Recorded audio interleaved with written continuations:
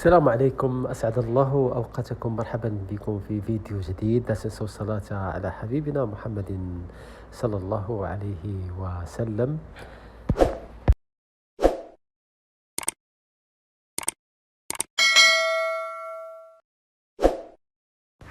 نستعرض لكم اليوم مباراة الكلاسيكو بين ريال مدريد وبرشلونة في نهائي مسابقة كأس الملك إسبانيا لكرة القدم وقنوات البث الناقلة للمباراة. تقام المباراة يوم السبت 26 أبريل على ملعب لا كورتاخا في إشبيليا الذي يسع نحو 58 ألف مشجع، ويديرها الحكم الإسباني ريكاردو.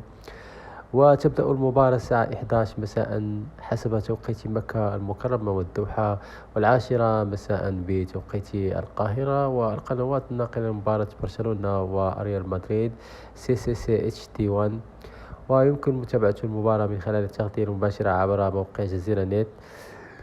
ويتفوق برشلونة على ريال مدريد بنتائج المواجهة السابقة بتحقيق 78 انتصارا مقابل 62 للملكي، وانتهت 36 مباراة بالتعادل. وعلى مستوى الدوري الإسباني تصدر برشلونة المسابقة برصيد 76 نقطة بفارق 7 نقاط عن ملاحقة ريال مدريد قبل مباراته اليوم الأربعاء ضد خطافي في الجولة 33 من الليغا.